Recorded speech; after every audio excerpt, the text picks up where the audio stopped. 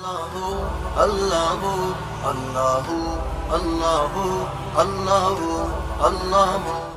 یہ بات یاد رکھو، یہ بات یاد رکھو، یوٹیوب جو ہے نا، یوٹیوب یا گوگل، یہ مفتی نہیں ہے۔ جو چیز لوگ پوچھ رہے ہیں گوگل سے پوچھ کے بتا دیتے ہیں، یوٹیوب سے پوچھ کے بتا دیتے ہیں۔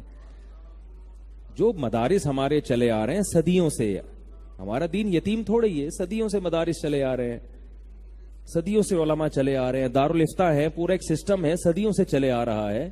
پہلے کوئی بھی مسئلہ پوچھنا ہوتا تھا، چاہے نماز کا ہو، طلاق کا ہو، وراثت کا ہو، لوگ باقاعدہ کسی انسٹیٹیوٹ سے، ادارے سے رابطہ کرتے تھے، وہاں علماء ہوتے ہیں، وہ آپ کو جواب لکھ کے دیں گے۔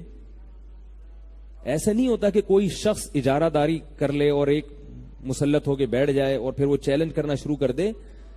وہ اہل نہیں ہے تحقیق کا، اہل ہی نہیں ہے۔ جب اہل نہیں ہے تو پھر اس کو یہ اجازت کس نے دی ہے کہ وہ تحقیق کرے؟ پہلے اہلیت ہونا ضروری ہے۔ اس اہلیت کے لیے آپ کو بہت سارے اس میں چیزیں ہیں، اس میں عربی گرامر ہے، عربی پہ آپ کو عبور ہونا چاہیے، آپ نے فقہا کے اقوال پڑھے ہوئے ہیں، ان کے دلائل باقاعدہ علماء کی نگرانی میں پڑے ہوئے ہوں، اور پھر آپ کو علماء، وقت کے علماء یہ سرٹیفکیٹ دیں کہ آپ اس کے اہل ہو، ان کی گواہی ہوگی۔ M B B S doctor جب کوئی بنتا ہے تو یونیورسٹی اس کو سرٹیفکیٹ دیتی ہے، سرٹیفکیٹ دینا اس کی ذمہ داری ہوتی ہے کہ اب یہ پکڑا جائے گا۔ دیکھو میں ممبر پہ بیٹھ کے کوئی غلط فتویٰ اگر دے دوں، کوئی بھی غلط فتویٰ دے دوں، تو میرے پیچھے پورا ادارہ ہے مجھے پکڑنے کے لیے۔ آپ میری کمپلین کرا سکتے ہیں کہ بھئی انہوں نے یہ کہا ہے، وہ مجھ سے پوچھیں گے اس کی کیا دلیل ہے جو آپ نے یہاں بیٹھ کے بات کی ہے، اس کی دلیل کیا ہے؟ پورے ملک کے علماء میرے خلاف ہو جائیں گے، اور کم از کم اتنا اعلان کر دیں گے کہ بھئی ہم اس سے دستبرداری کا اعلان کرتے ہیں۔ یہ تو ہو جائے گا نا جب علماء دستبرداری کا اعلان کریں گے، بھائی اس سے ہمارا کوئی تعلق نہیں ہے، تو جو ان علماء کو فالو کرنے والے ہیں وہ کم از کم مجھے فالو نہیں کریں گے۔ لیکن اگر آپ کا کوئی ہے ہی نہیں، کوئی علماء کی ایک پوری جماعت کہہ دے کہ بھائی ہم مفتی طارق مسعود کو نہیں مانتے، یہ غلط ہے، اس کا ہم سے کوئی تعلق نہیں، ہم اس کے ذمہ دار نہیں ہیں، اور میں اس پہ خوش ہو کے کہہ رہا ہوں الحمدللہ سب نے برات کا اعلان کر دیا، کیونکہ اصل میں سب کو غلط کہتا ہوں نا، اس لیے سب کو تکلیف بہت ہو رہی ہے، اور مجھے کسی کو فالو کرنے کی ضرورت نہیں، چونکہ میں ڈائریکٹ اللہ اس کے رسول کو مانتا ہوں۔ تو یہ میرا جملہ میری گمراہی پہ مزید مہر لگا دے گا، اس سے میرا برحق ہونا ثابت بولو بھائی نہیں ہوگا۔ یہی ہو رہا ہے انٹرنیٹ پہ، ایسے ایسے نوجوان لوگ آ رہے ہیں، ان کو کہا جائے نا علماء آپ کو نہیں مانتے، سب علماء آپ کی مخالفت کر رہے ہیں، کہہ رہے ہیں الحمدللہ مجھے اس کی خوشی ہے کہ یہ مولوی مجھے نہیں مانتے، مجھے اس کی، کیونکہ میں صرف قرآن و سنت کی بات کرتا ہوں، اس لیے مولویوں کو تو تکلیف ہوگی۔ اب یہ دلیل جو اس کے گمراہ ہونے کی ہے وہ اپنے برحق ہونے کی دلیل کے طور پہ پیش کر رہا ہے۔ عجیب بات ہے بھائی، سارے علماء آپ سے دستبرداری کا اعلان کر دیں، سارے ڈاکٹر کسی ڈاکٹر سے دستبرداری کا اعلان کر دیں، مانو گے کہ نہیں مانو گے؟ بولیں گے سارے ڈاکٹر کہہ رہے ہیں یہ 2 نمبر ہے۔ آپ کہہ سکتے ہو بھائی فلاں ڈاکٹر نے پیسہ کھایا ہوا ہے، تو فلاں نے کھایا ہوگا نا، کیا اس نے بھی کھا لیا، اس نے بھی کھا لیا، سارے ڈاکٹروں نے پیسہ کھا لیا، سارے ڈاکٹروں نے پیسہ کھا لیا۔ جیسے سارے ڈاکٹر غلط نہیں ہو سکتے، سارے حکیم غلط نہیں ہو سکتے، سارے ہومیوپیتھک ڈاکٹر غلط نہیں ہو سکتے، سارے سائنسدان غلط نہیں ہو سکتے، سارے سیاستدان بھی غلط نہیں ہو سکتے، تبھی تو آپ ووٹ دیتے ہو۔ تو کسی بھی قوم میں یہ ایسی بات ہے کہ سارے مولوی غلط ہو گئے ہیں اور ایک نوجوان صحیح ہو گیا ہے، یہ کیسے ہو سکتا ہے بھائی؟ بات یہ کہ آپ کو اس کے دلائل مضبوط اس لیے لگ رہے ہیں کہ آپ خود تحقیق کے اہل نہیں ہو، آپ کو خود کچھ نہیں آتا۔ جس کو خود کچھ نہیں آتا تو اس کو تو کوئی بھی کچھ کہہ دے وہ مان لیتا ہے۔ آپ کو آتا ہوتا تو آپ کہتے نا کہ یہ غلط کہہ رہا ہے۔ اب یہ مجھ پہ کوئی طنز کرے گا کہ مفتی صاحب آپ کو تو آتا ہے نا، آپ بتا دینا کہاں کا غلطی کر رہا ہے۔ ایک غلطی ہو تو انسان بتائے نا، ایک غلطی ہو تو بتائے۔ پھر ان لوگوں میں گڑبڑی ہے کہ ان کی ایک غلطی بتاؤ تو یہ کہتے ہیں چلو اس میں ہمارا آپ سے اختلاف ہے، آپ کی رائے ہے ہماری رائے ہے، ختم ہو گئی بات، آگے چلو۔ پھر دوسرے میں اختلاف ہے، تیسرے میں، تو ہم تو سارا زندگی پھر یہی بیٹھ کے کریں کیا؟ تو بھائی بات یہ ہے کہ غلطیاں اس کی بتائی جاتی ہیں، اس کی تحقیق پہ رد کیا جاتا ہے جو خود تحقیق کا اہل ہو۔ جو تحقیق کا اہل نہیں ہے اس کو لفٹ نہیں کرائی جاتی. بات آ رہی ہے سمجھ میں؟ بھئی تو ہے کون؟ لوگ مجھے کالز کرتے ہیں، حضرت آج ہم نے نیٹ پہ فلاں کا بیان سنا، وہ تو یہ کہہ رہا تھا، ہم تو یہ سنتے تھے. پھر حضرت آج ہم نے فلاں کا سنا، وہ تو میں کہہ رہا ہوں تو سنتے کیوں ہو؟ یہ تو ایسا ہی ہو گیا کہ آپ کے گردے میں تکلیف ہے، آپ کبھی غفار بھائی کے پاس جا رہے ہو، غفار بھائی کہہ رہے ہیں یہ تکلیف گردے میں جو پتھری سے نہیں ہے، گیس سے ہے. حالانکہ وہ غفار بھائی نہ ہومیوپیتھک ڈاکٹر ہے، نہ حکیم ہے، نہ ایلوپیتھک. پھر آپ ستار بھائی کے پاس گئے، یار آپ بتاؤ کیا ہے؟ وہ کہہ رہے ہیں گیس نہیں ہے بھائی، یہ گیس نہیں ہے، یہ تو پتے کا درد ہے جو گردے میں محسوس ہو رہا ہے آپ کو، ہے بھائی. پھر آپ تیسرے کے پاس گئے، چوتھے کے پاس گئے. اب آپ اپنی ابا کو آ کے شکایت کرو، ابا کدھر کدھر جاؤں میں، جدھر جاؤں وہ کیا کہتے ہیں؟ وہ کوئی کہہ رہا گردے میں، کوئی کہہ رہا پتے میں، کوئی کہہ رہا پتہ ہی نہیں چل رہا یہ درد کہاں ہو رہا ہے. جب ہوگا تو پھر یہ کہ یہ اس کا علاج کیا ہے، تو بات کی چیز ہے نا. تو ابا کہے گا بیٹا غفار ستار کلیم کے پاس جانے کی ضرورت کیا ہے، ڈاکٹر ختم ہو گئے ہیں دنیا میں، ہے بھائی، دنیا سے ڈاکٹر ختم ہو گئے ہیں. اب آپ یہ کہہ سکتے ہو کہ ڈاکٹروں میں بھی اختلاف ہے، میں ڈاکٹر کے پاس گیا، وہ کہہ رہا ہے یہ علاج، یہ تو ڈاکٹروں میں جب اختلاف ہو تو اس کو حل کرنا آسان ہے. ایک تو وہ اختلاف کم ہو جائے گا، آئی بات سمجھ میں. پھر آپ یہ دیکھو گے کہ اسپیشلسٹ کون ہے. گردے کا ایک عام ڈاکٹر یہ کہہ رہا ہے اور اسپیشلسٹ کچھ اور کہہ رہا ہے، تو کس کی بات کو لوگے؟ اسپیشلسٹ کی بات کو لوگے آپ. پھر اگر اسپیشلسٹ میں بھی اختلاف ہوا، وہ تو ہوگا نہیں، یہاں کے بات کیا ہو جائے گی؟ سمٹ جائے گی، اختلاف بہت کم ہو جائے گا. 2-4 اسپیشلسٹ کو دکھاؤ گے، اکثر ایک ہی رائے سامنے آتی ہے.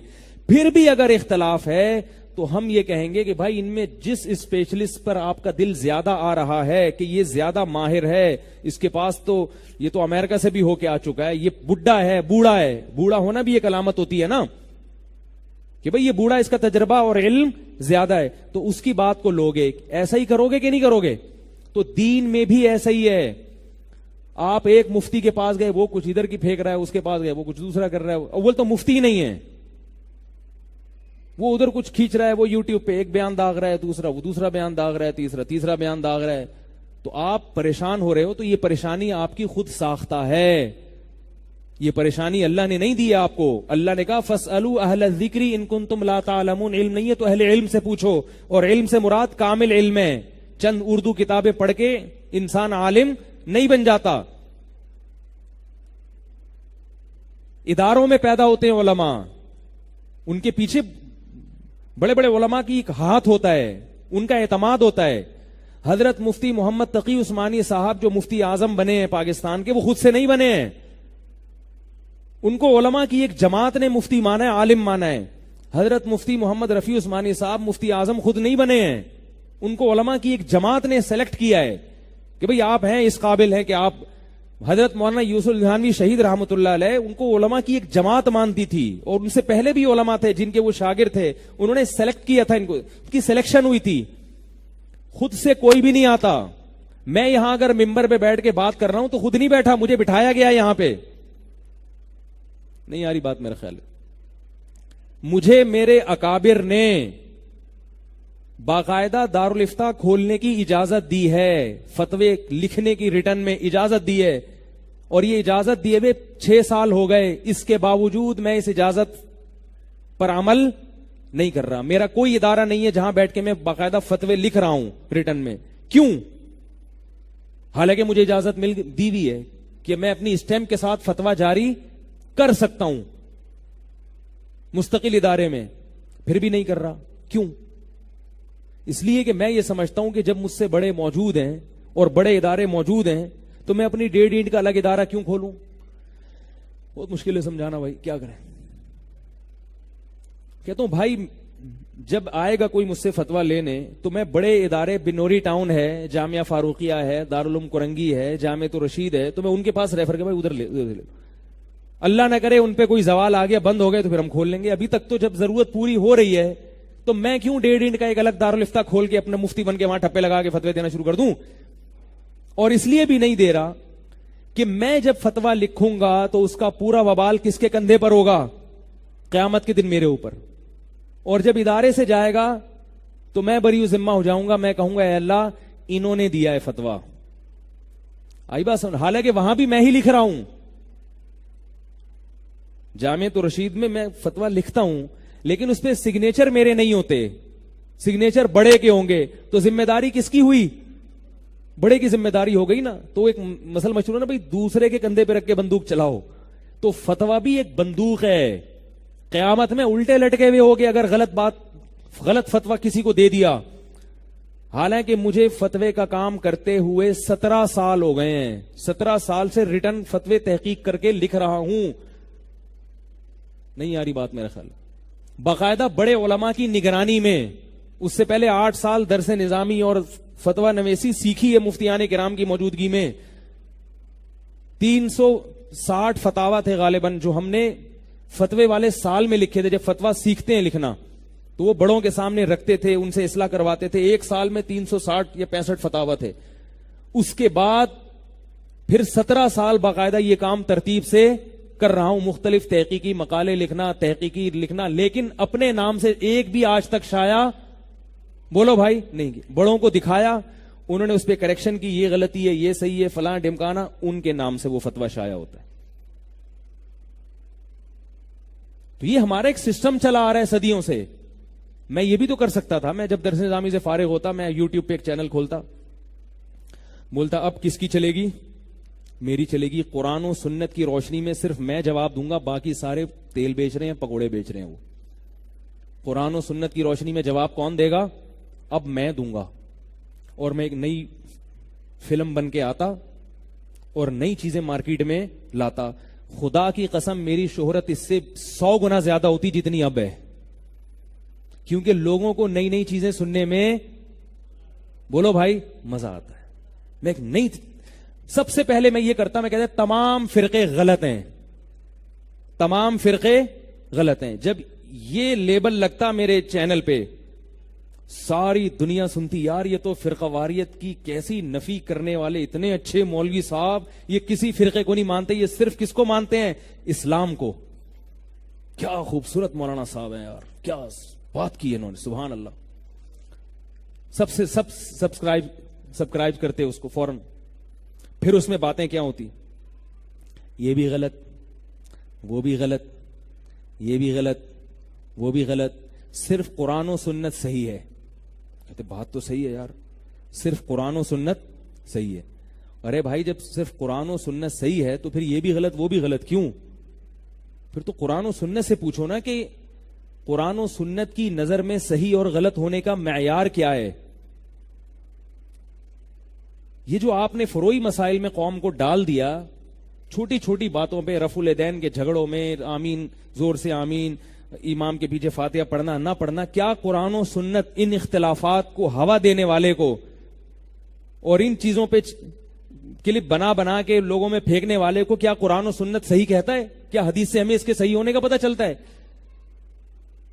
نبی صلی اللہ علیہ وسلم نے بنو قریظہ کی طرف, ایک صاحب نے مجھ سے سوال پوچھا کہ قرآن مجید میں اللہ کا ارشاد ہے, یاد رکھو قرآن و سنت کی غلط تشریح ہو رہی ہے, آپ کسی عالم سے پوچھیں باقاعدہ تو آپ کو بتائے گا کہ آیت کا صحیح مفہوم کیا ہے. یہ جو قرآن کی آیت ہے نا, وَاعْتَصِمُوا بِحَبْلِ اللَّهِ جَمِيعًا وَلَا تَفَرَّقُوا, اللہ کی رسی کو مضبوطی سے پکڑو, فرقوں میں نہ بٹو. یہاں تفرقو کا مطلب فرقوں میں بٹنا نہیں ہے, تفرقو کا مطلب لڑو مت آپس میں, کیونکہ 2 قبیلوں میں جنگ ہو رہی تھی, لڑائی ہو رہی تھی عصبیت کی بنیاد پر صحابہ کے دور میں. تو اللہ نے کہا کہ قرآن کی رسی کو پکڑو مضبوطی سے اور آپس میں لڑو مت. کیا مطلب؟ قرآن کہہ رہے مومن آپس میں بھائی بھائی ہوتے ہیں, چاہے کوئی کسی بھی قبیلے کا ہو. تو پنجابی مہاجر سے نہ لڑے, مہاجر پٹھان سے نہ لڑے, ایک ملک کے مسلمان دوسرے ملک کے مسلمان سے نہ لڑیں. آپس میں کوئی بھی ایسا کام جو لڑائی کا ذریعہ بن رہا ہو مسلمانوں, وہ آپس میں وہ کام مت کرو. یہ مطلب ہے اس کا. آپ نے اسی آیت کو مسلمانوں کے خلاف فٹ کرنا شروع کر دیا. رفع الیدین کے جھگڑے, آمین خلف الامام کے جھگڑے, اب اس سے مسجدوں میں لڑائیاں شروع. وہ کہہ رہے ٹانگیں چوڑی کرنا سنت, وہ کہہ رہے پتلی کرنا سنت, دونوں مناظرے اور گتھم گتھا, وہ کہہ رہے رفع الیدین, وہ کہہ رہے نہیں, وہ کہہ رہے آمین, وہ کہہ رہے نہیں. وہ ایک غیر مسلم اسلام قبول کرنے کے بعد اتنا کنفیوز ہوتا ہے, کہتا ہے یہ کون صحیح ہے کون غلط ہے کیا ہے. تو یہ مسلمانوں کو متحد کرنے والی بات ہوئی, یہ لڑوانے والا کام ہو رہا ہے. تفرقو کا لفظ فرقواریت کے معنی میں نہیں ہے یہاں پر. تفرقو مطلب بٹو نہیں, لڑو نہیں, لڑو مت آپس میں. اور اسی آیت کو بنیاد بنا کے کیا ہو رہا ہے, لڑ رہے ہیں. اللہ اللہ اللہ اللہ